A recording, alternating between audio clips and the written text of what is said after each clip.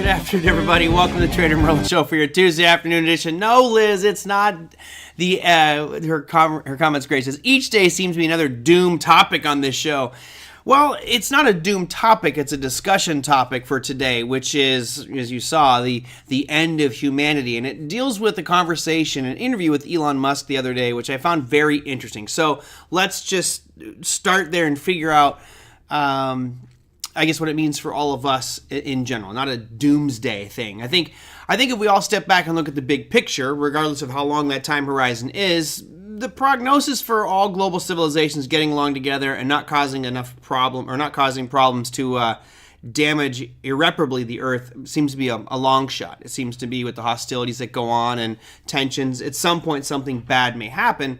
And who knows, maybe some point down the road it does end. So before I get into the doom and gloom for Liz and the opportunities for the rest of us, here is my last little plug for my show up in San Francisco. I will be doing a presentation on Thursday, 10:30 in the morning till only 45 minutes, talking about filtering chaos and choosing the right cryptocurrencies, yada, yada, yada. Who cares? Let's move on. Okay, so here is the show. Show 9 on 9/11. I did not put those two and two together. Thanks for catching that one, Thomasina. I did not think about that.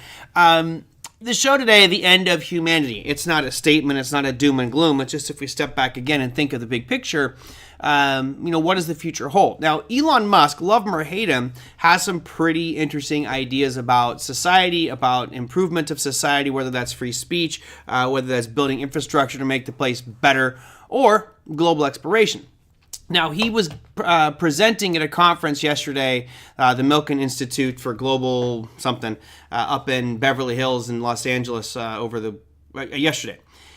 And his comments are really interesting. I did watch it, and I thought there was some very good stuff said. I think it echoes a lot of the market sentiment. Number one, talking about AI and how AI is very problematic. It has great opportunity, but there's also some pretty bad parts about it. I had to write down some of the numbers that he was quoting. He said, biological intelligence at some point will be less than 1% because all of the intelligence will be wrapped in AI. And I found that very interesting, and particularly seeing as how some of the youth today don't want to go to school. They don't want to study. They don't want to learn. They're like, well, why should I? It's all going to be AI. I can just open up ChatGPT and go from there. So why bother? That will further accelerate the stupidity of the global community, right? The people are like not wanting to learn stuff. They'll just use AI to do their thinking for them. Well, what's our role in all this? And that was a very interesting question that Elon posed. He says, what's our role in this? If we get to that point that 1% of intelligence is actually biological in our brains, what's our role when 99% of it will be artificial? And that's a great conversation piece that I have no answer for. I don't think it'd be that extreme. I think it'll always be intellectual knowledge. However, the AI will know most likely what we know already. The other, Lori says, sad commentary on humans. It's laziness. And I throw my hat in that ring there. I'm not going to say I'm lazy, but if I have the opportunity to have, let's say, ChatGPT help me with something that I know it can do 10 times faster, I'm going to utilize that. And does it dummy down my ability to use my current human skill set?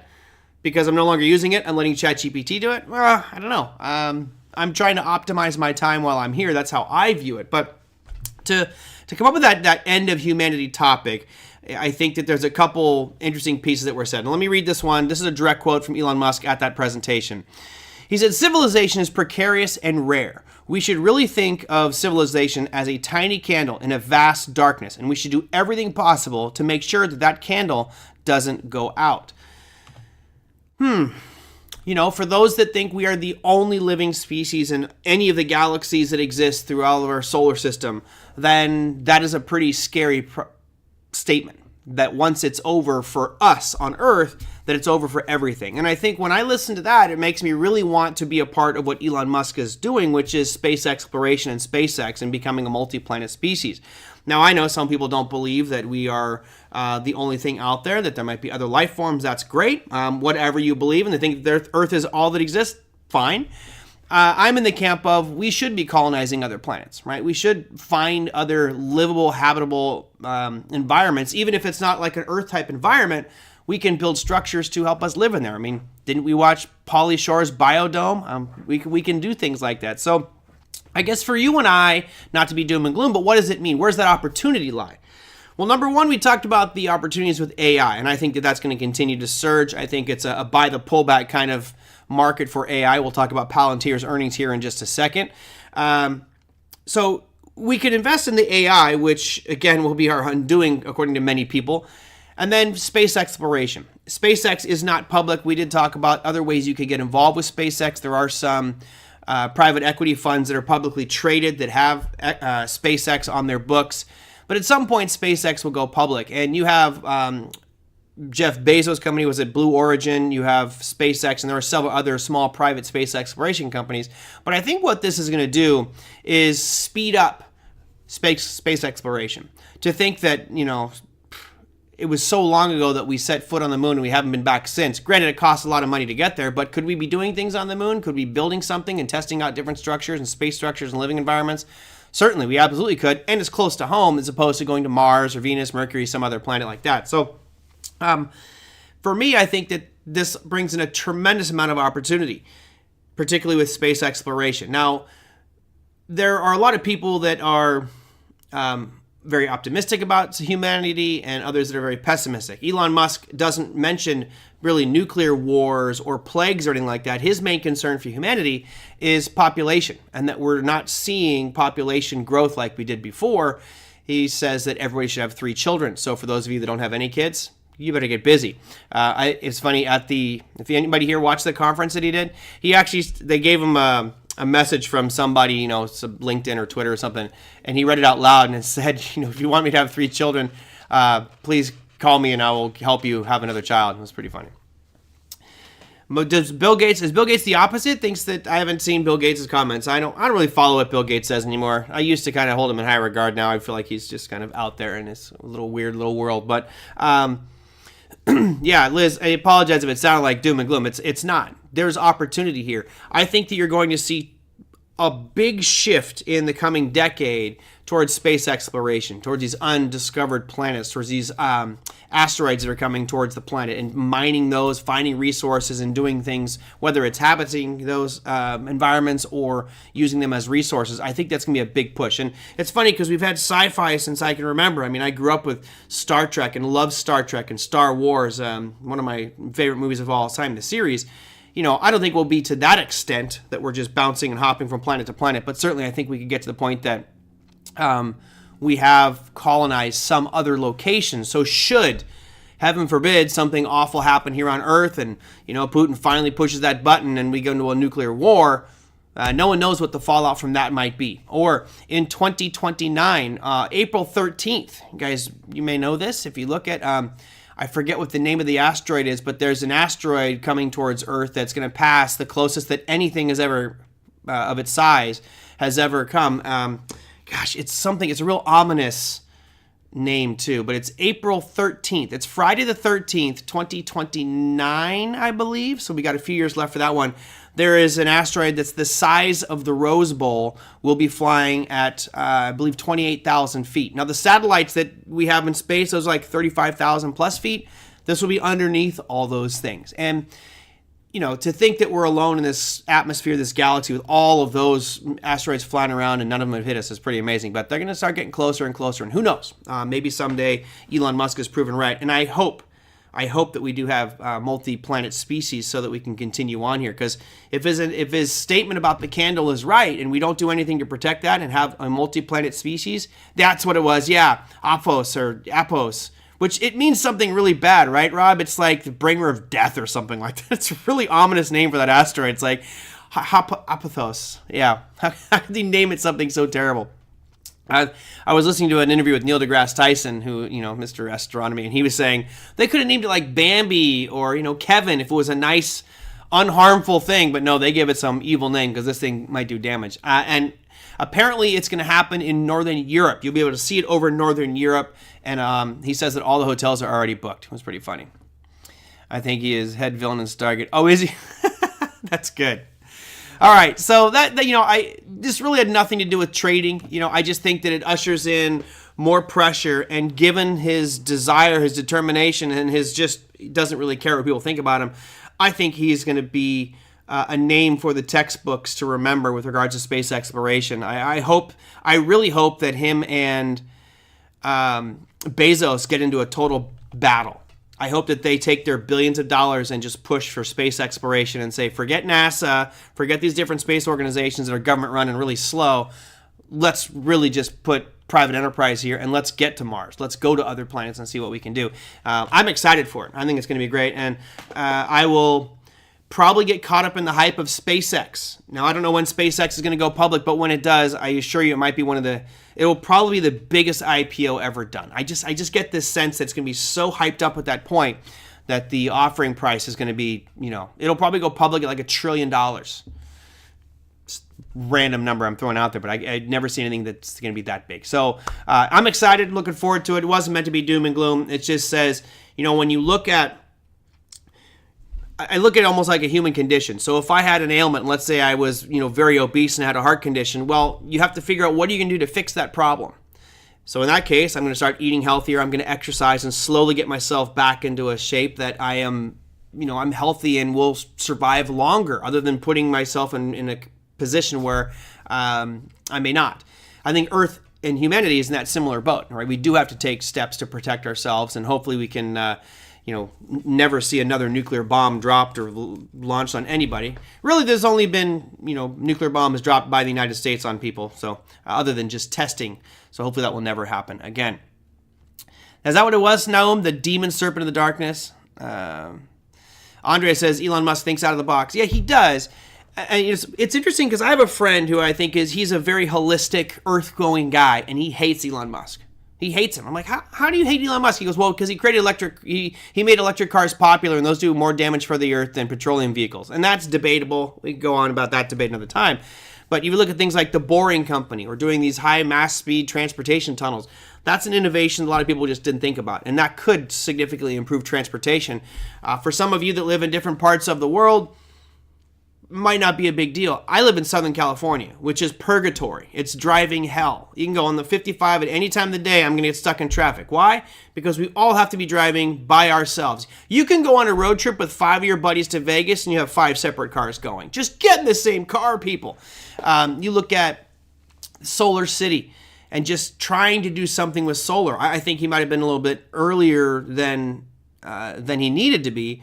But I actually wrote some other stuff down. He talked about these, society-changing events. He talked about the internet, sustainable energy, which, he was doing solar for a while, and, solar panels and battery packs on the walls, and then transportation and getting different vehicles out there. He talked about multi-planet colonization, which I think is going to be the next big step. He also talked about modifying the human genome, which I don't think that should be done, but he said that's just one of the ways they can help with population and growth and things like that. But now you're messing with something that I don't really think should be messed with, which is the human genome, but we'll leave it there. The Hyperloop was great. Yeah, but it's really small, right? If we had a global, a US-based Hyperloop where you could just connect to every city. Everybody here's ever been to Europe. You have fantastic rail systems. You can, within 10 minutes, you could probably find yourself at a train station that'll take you to a central station, which will take you to an airport or to any other part of Europe. Amazing. Most of it's above ground. Do we start building more of that underground? I'd love to see it. I hope that we do. Will you be a buyer of the IPO? Okay, so technician JD says, will you be a buyer on IPO day for SpaceX? That's a great question. In my heart, I want to say yes. I want to say yes. As a trader, I know I will not be. And I won't be because what typically happens on IPOs is you get that big jump up way past valuations, and then it'll sell off and create a buying opportunity after a month or 3. Oh, but I don't want to miss it. So I might just buy a little bit just to have some and say I'm in it. But Les says NASA gave SpaceX the contracts to build the rockets. And as they should. NASA's looking at going, well, we don't know how to build these things effectively with cost effectively, whereas Elon Musk is landing that rocket over and over and over and over again, just something that NASA should have done a long, long, long time ago. Boeing also got a contract from NASA, but they're still trying. It's exciting times, guys. I'm really excited. I think that this is, especially I asked AI to make me a picture here, and I kind of like this graphic. It's just exciting. One of the the fun things out here in California is to, you can go onto the launch satellite launch rocket launch calendar and find out when the rocket launches happen. And I mean, it's like every week or two, there's something taken off from Vandenberg going off into space. That is far more than I have ever seen in my lifetime. It seemed like, once every 6-8 months, you'd see something take off from Vandenberg. Now it's a regular occurrence. Les lives, I think, viewing distance from Cape Canaveral. You tell me, Les, has the quantity of launches at Cape Canaveral, let's just say in the past 12 months, significantly higher than it was, let's say, a few years back? I mean, are you seeing more and more launches? I'm assuming that answer is yes, but I'm not on the East Coast. I can vouch for it here on the West Coast. It's pretty exciting. RJD says SpaceX is very cost efficient. I would say cost efficient relative to NASA. I still think there's of course room for them to improve their efficiency, but just reusing those rockets is a huge step, and that's what's going to allow them to do payloads to a planet like Mars. I mean, they can't just send. Let's say I could do it and I would fly to Mars. It's not possible. I would die. You could get there, but what are you going to do? You got no place to stay. You're not going to have enough food. You need to have payloads of many, many, many things to get there to survive. Many more launches these days? Yeah. I love it. Tim Savix is here. Wow, Tim. Northrop Grumman was just awarded a $72 million contract for a prototype moon train. A moon train. $72 million? That's nothing anymore. Come on. That's trash. Good to see you, Tim. Hope you're doing well. A moon train.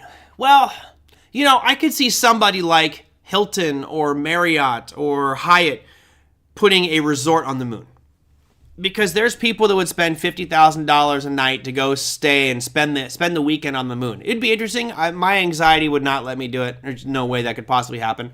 But is colonizing the moon, does that make us an interplanetary species? I don't think so. However, if we were on the moon as a colony and we had a base there and people and humanity, and let's say there was a nuclear something hit Earth or a meteor hit Earth and we lost it, we were out of tilt, cracked, whatever, and humanity's done, yeah, we could still find a way to survive.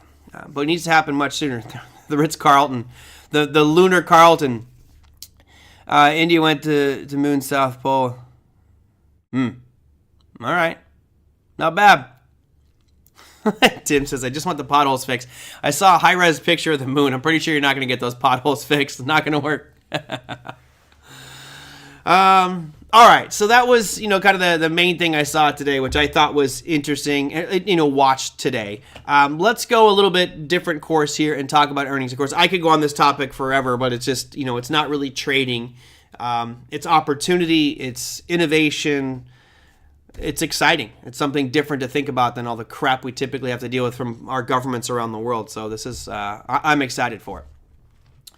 So let's go to our earnings calendar here, and I'll bring you up to speed with what happened with Palantir yesterday. So I'll bring up our chart here. This is our earnings for today. You saw Disney came in line with beat earnings. Here is Palantir, PLTR. Down at the bottom, it says they actually came out in line with expectations. So they were supposed to make 0.077 cents, right? Just under 8 cents. They came out at 8 cents. So they slightly beat. But today was an ugly day for them. They really got crushed on their earnings. I was actually looking at potentially buying into this. Again, we talked about the AI phenomenon where the opportunities lie. Of course, NVIDIA is the king bee. However, Palantir was one of the leaders in that. Now, when I did my research on Palantir for the article I wrote for barchart.com last year, there was a lot of concerns about Palantir. That, yes, they had a lot of government contracts, but could they bring this forth into the public domain and really start to do good things on the public perspective? Well, the chart says, yes, they could. For now, for me, and I'll have to see what happens tomorrow, the premium wasn't good enough, at least for my taste, to take a stab at it. Because I look at this big gap that's unfilled here between, call it $20.36 all the way down to $17.54. So I've got about a $3 gap there, and it's right, very, very close to where we're at. I'm not that comfortable trying to go for that $20 mark. That was what I was shooting for today, but I may wait and see what this does over the next few days. But it could present an opportunity for you to buy into some AI-based company, or at least a company that's using AI in their model, at a much cheaper price. They were peaking out over $27 back in mid-March, and here we are now at $21.40. So all in all, not too bad, but there is a lot of unfilled gaps here, which makes me a little bit nervous. You have this really big unfilled gap that goes all the way back into May of 2023, which is down about $7. So Indigo says, I bought at 15, so I'm happy. Well, Indigo, where's your stop loss, right? We could be back at 15 real soon. You know, if we break this 20 to 36 mark right here, you'll see most likely it's going to fall quickly. So I would put a stop loss on this at some point. Oliver says Palantir is part of the second phase of AI. I would agree with that. Les says, in the year 2525, if man survives, let's have this discussion. 2525? I don't think I want to be around in that far. I don't want to be that. I'm 500 years old. I got no interest. I got no interest. I'm 500 years old. I'm all right. My back already hurts and my ankle hurts, and I'm nowhere near 500 years old. Although, even though the name Merlin, I do believe I am like 600 years old, something like that, 700 maybe. All right, what else do I got here? Amtrak State Buses. We are doomed as a whole due to politics across the globe. Yeah, but RJ, I would argue that we've been doomed. It's always the politics side that ruins things. Fingers crossed, it doesn't get to the point that it ruins humanity. It can ruin a society. I'm fine with that. You know, destroy the society. That's, you know, I'm not fine with it. But as long as humanity prevails and there's still humans on this earth to propagate and keep our species going, I'm okay with it. It's just something, we do something so drastic that it changes the face of the earth or the structure of the earth and we can no longer live here. That would be the bad part. Let's hope that doesn't happen. So Palantir is one that I have on my radar to take a peek at for mañana or the next couple days if it gets closer. If the premium gets high enough, I may take a stab at that $20, but I'm just not that comfortable with it at this point. Other one, the reported earnings. Let's go check out Disney. I'll bring up the earnings that was today. So let's go back to earnings calendar. Here is your Disney. So Disney came out and they beat earnings. They were supposed to make $1.12, came out at $1 daily. And then here's Disney. Wow, pretty interesting. Almost the same. The bad news for anybody here who's holding Disney is take a peek at that origin of this gap that goes back here to February 8th of this year. That was at 107, call it $107. We're presently below that with this 9% slide today. We're at 105.39 and falling after hours. If you're going to take a shot at Disney, the $100 mark is going to be the best spot to go for. So market says spinning wheel. You know, one thing that I did, for everybody knows, there's 3 levels of latency on the stream. I had it on normal for a while, forever. I did ultra low yesterday, and I noticed some of you had freezing, so I put it to low latency. Not ultra. I'm in the middle grade for latency here. I know it feels faster, so I'm happy with that. I'm glad I get responses from you guys much quicker, which is more enjoyable for me. So Disney, they are having issues still. I think what this is doing is pushing more people towards Netflix. Like the debacles we're seeing with Paramount and with Disney and other streaming media services has really made Netflix, look like the champion out here. And keep in mind, Netflix is finally back above that level where Jim Cramer said to buy it at, and it only took about 2 years, so not too bad. You've had a 5-day run of Netflix that's just been absolutely fantastic. It's low price 5 days ago on Wednesday, the 1st of May.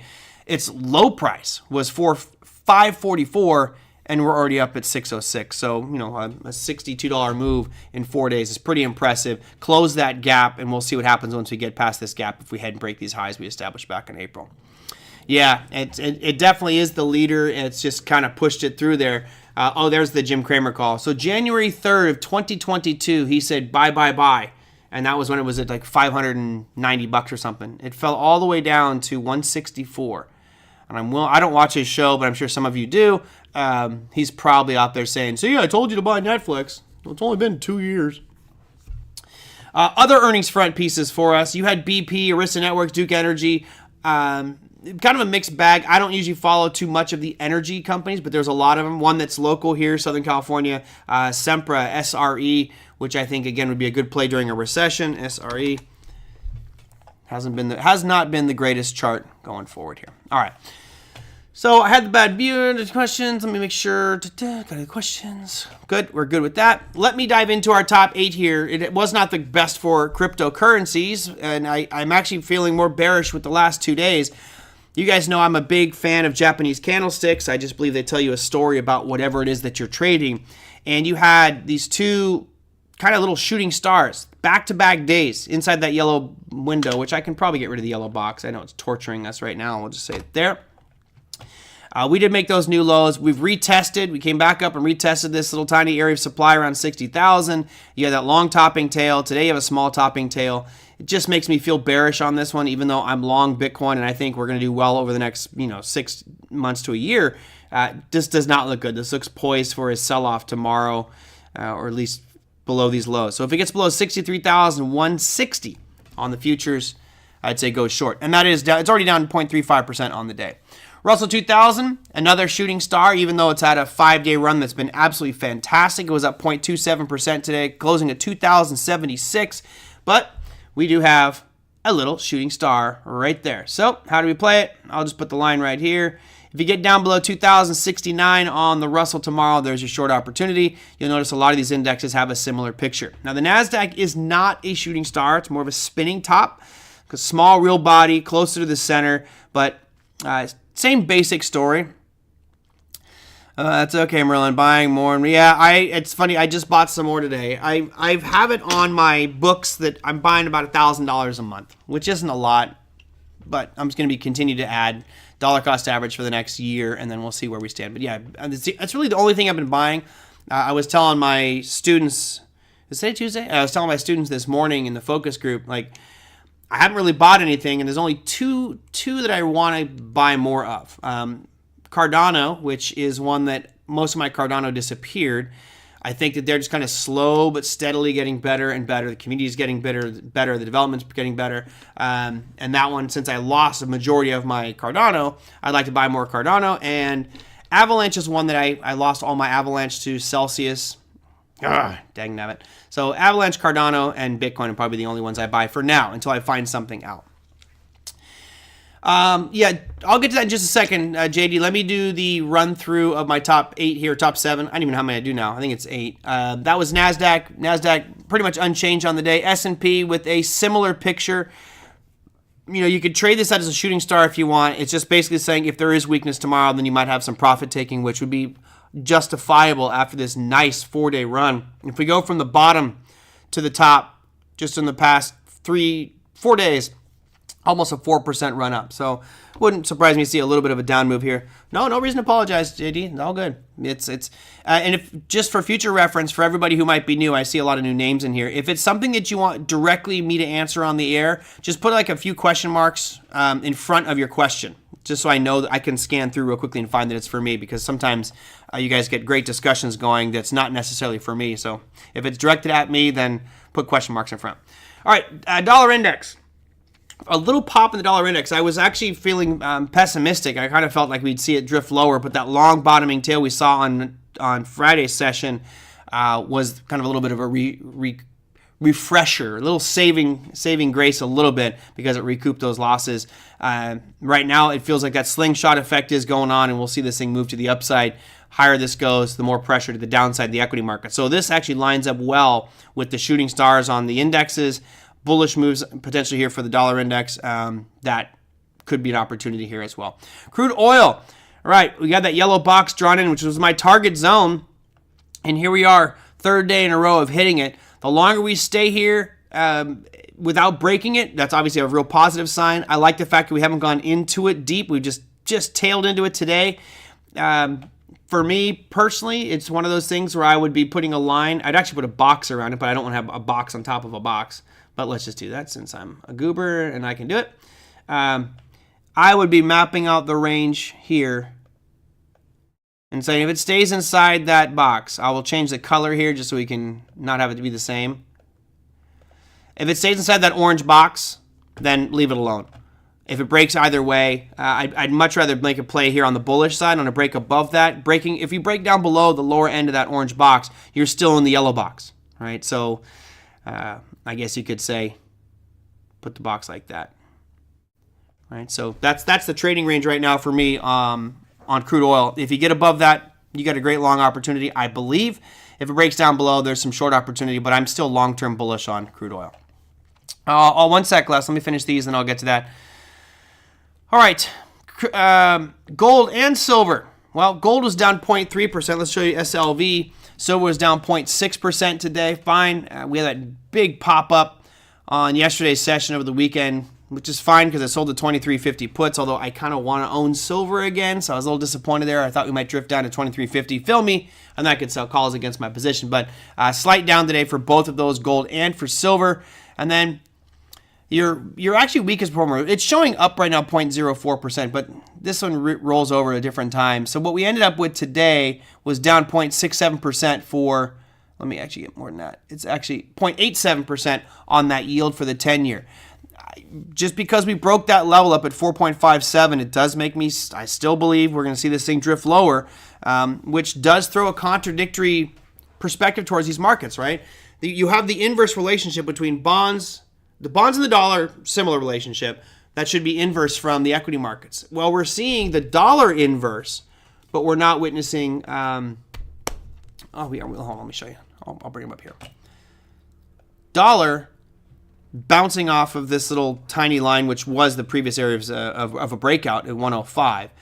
You have the equity markets showing a nice little rally, at least for the past few days. Okay, I guess you do have some correlation here, inverse correlation, because the 10-year has been selling off for those past 5 days. So if we don't get a move up here in that 10-year, bullish for the markets. My zones look different. Did they look different? I'm not sure. Margaret. Let's see. So let me go back to Les's question because it's on these charts. Might you consider placing a trade on the ES if it drops below today's low? Sure. So this is, essentially like a shooting star, although it's really splitting hairs if you're a candlestick person. Yes, I'll put a dashed line on here. I don't have a ton of lines on here. Let's get rid of that one. So this little tiny dashed red line, exactly right, Les. I would wait for it. If it gets down below that line, then there's a short opportunity. Let me get rid of this. I'm going to take this box and just bring it over here. All right, so you're pretty much looking at kind of like a little zone right there and saying if it stays within it, which is right there, then don't do anything. If it breaks above it, then all right, you're probably going to see a nice bullish move up to that 52.63 mark, which is that origin of this last big move down.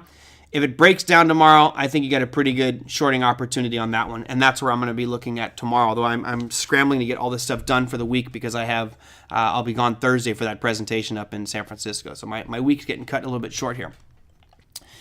Okay, so that's your top 8. CVNA. Carvana was just, when we go back to here, and you can go look at old shows, when we were back here, I was like, stay away from Carvana until it starts making new highs. It just felt like it was dead. This thing felt like it was just going to go to zero. And then you started to see it pop a little bit, started to make some new highs, right? This is really the $20 mark is where the big entry should have been. Now, what about it now? I think it's getting way ahead of itself. I think Carvana is due for a significant pullback here. Even if you look at the earnings here, right? They were supposed to lose 67 cents a share. They came out at 23 cents per share profit. Fine. That might be the first time in a while they've actually shown, oh no. See, you notice their numbers are so different. If you go back to the November earnings of 2023, they're supposed to lose 70 cents, came out at 360 profit. How are you that far off? They're wildly off with their earnings. However, the magnitude of this move that's happened just in the past couple weeks, it's up 100% in a very short window of time. My guess is that a tremendous amount of this is short covering, short squeeze, because when you look at a chart that's as abysmal as Carvana, there is a lot of shorting going on. At this point here, 90% gain in 10 days. I'm expecting profit to be taken here. I would expect to see this lose a lot of it. John says, why has volume gone to poop the last couple of days?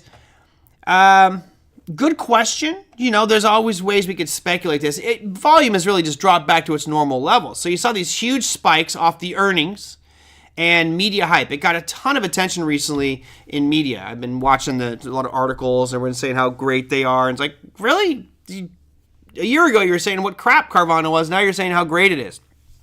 I just need Carvana below 121 by Friday. I think you're okay with that. I think you're probably fine with that. I mean, you look at what happened out there today. It was down 5%. That's profit taking. You had a shooting star on it yesterday too, which is a nice potential. If I watched Cardano, if I traded Carvana, I might have been peeking at that one. But I think you'll start to see it fill this gap here fairly soon. Oh, okay. Why is on the ES? Why have you seen it roll up? Well, I mean, I wouldn't say it's that bad. It's certainly lower than its norms. I'll put a line where we are historically. I mean, it's not horribly atrocious on the ES volume. So, yeah, don't know any particular reason why that would be that low. Typically on holiday weeks, you get very low volume, but it's not really a holiday week. So, yeah, I don't know. I don't know why that one is. What else do I have in here? I had Carvana. What else do you guys want me to cover? Oh, Tom's comment on Bitcoin. Bitcoin has gone sideways for about 2 months. So let's go bring up the BTC futures chart here again. Worst performer on the day after having the previous cycles, and it's not quite a month since having. So you remember, Tom, I mentioned that. I said when you go back and look at the last 3 halvings, right after the halving, it does not have a big move. I think that this is a media misconception that as soon as it halves, it goes parabolic. It doesn't. We could go back and look at chart after chart after chart and see it usually goes sideways for a couple of months. In one of the cases, it actually dropped a bit over the next 3 months. And then it finds its footing and goes parabolic, which is why, I think that as we get into the August, September is when you're really going to start to see it start to run. I think that that's going to coincide with the election, which will see, I believe, more favorable talk track towards cryptocurrency and digital assets. If we can get that narrative, then I think the real big move is going to happen, and it's just, put your seatbelts on and buckle up. But yeah, it has not done really anything since the halving. It's been pretty damn boring. It had a nice surge up into it, and then nothing. Where do we have the halving? I'll put the line on the halving was the 19th of April. It's right there, right where that vertical line is. It really has done nothing. The parabolic boom will happen overnight. No, I don't think it's going to happen overnight. But it'll definitely have a parabolic, not definitely, I can't say definitely, but I believe it'll have a parabolic swing in the beginning of next year. I think you'll see 100,000 either in December or January, but the real thrust of the move is going to happen in the middle of next year, I believe, getting into, March, April, May. What did it say, Tom? And that halving is especially clear on the log cycle. Yeah, I think that this actually is this regular? No, not logarithmic. I'll make this logarithmic.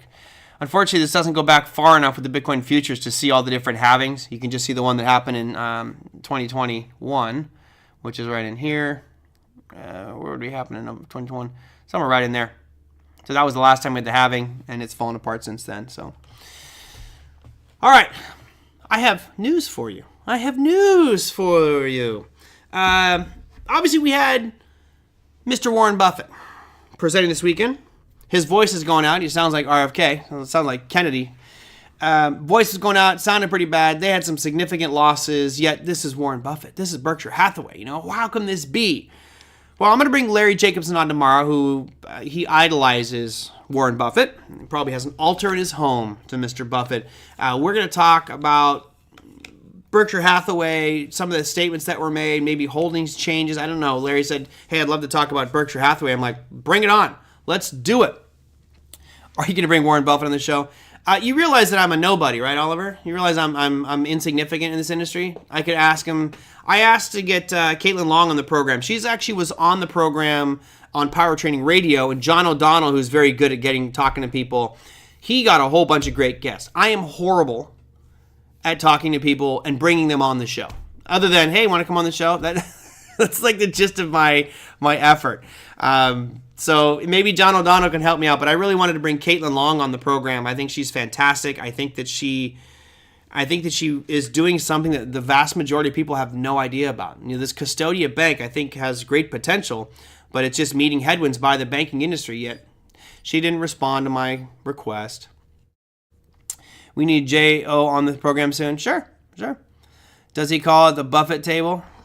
I don't know. He does have a picture with Warren Buffett, which is one of his pride and joys. He'll mount that one in his office for sure.